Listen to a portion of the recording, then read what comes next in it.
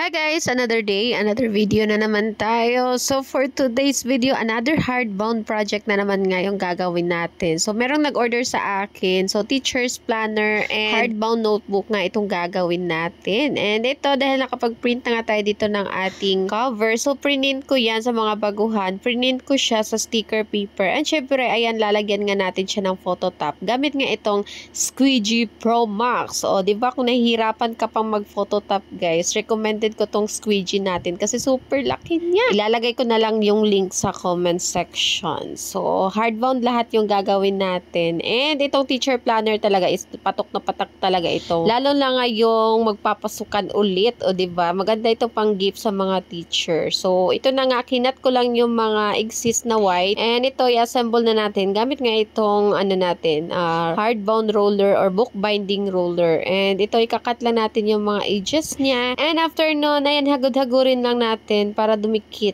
Char. And syempre ito, idikit din natin itong mga exist din sa gilid. So, ayan, 2mm po na chipboard yung gamit ko dito. And kapag hardbound, yung ginagamit ko na binding machine is yung cinch nga. Kasi kaya nga nung magbutas nitong 2mm. Yung isang binding machine ko kasi is hindi niya kaya. More in pang notebook lang din talaga yung isa kong binding machine. Yung mga reading book. Pero kapag ganito mga planner, mga makakapal yung cover, ito yung ginagamit ko. And ito, after nga natin siya dinikitan ko na din siya ng dito calendar para matakpan nga yung brown. And syempre ito fast forward na natin. Natapos na nga natin i-assemble itong ating mga cover. At dahil tapos na tayo sa cover, syempre ito pagsama-samahin na natin itong mga insert nila. So nakapag-print na kasi ako ng notebook line at saka nitong insert ng ating teacher planner. Dahil magbubutas na nga tayo. So ito nilabas ko na itong pangmalakasan ko nga na cinch. So, diba?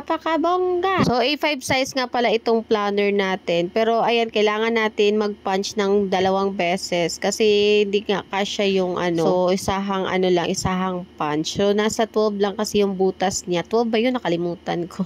So, after nun, sa cover, so, ayan, pinunch ko na din dito yung mga insert nga. And, ito nga, nakalimutan ko mag-corner punch. Kaya, ayan, nahuli na tuloy yung pag-corner punch natin. Buti na lang din talaga is hindi pa nga natin siya na-bind. Kung hindi, sayang yung wire natin. Medyo mahal pa naman yung double loop wire ng cinch. So, kapag ganito guys, yung ginagamit ko na size ng double loop wire is yung 3/4 nga. Kasya pa naman yung 5/8 dito sa ating teacher planner. Yun nga lang, pahirapan na siya sa pag-open. So, dito na ako sa 3/4 para hindi na tayo mahirapan. So, ito na nga, na-bind na nga natin. O, diba? Fast forward na natin. So, kapag mag-bind, unahin yung paglagay yung insert din, front cover and back cover na naka-face down para paloob nga yung lock ng ating wire. So, ito na nga another fast forward. Natapos na natin itong 2 project natin na hardbound teacher planner at saka nitong hardbound notebook. O, diba? Apakabongga! And sa mga gusto pala mag-order nito, i-direct PM nyo nga lang ako.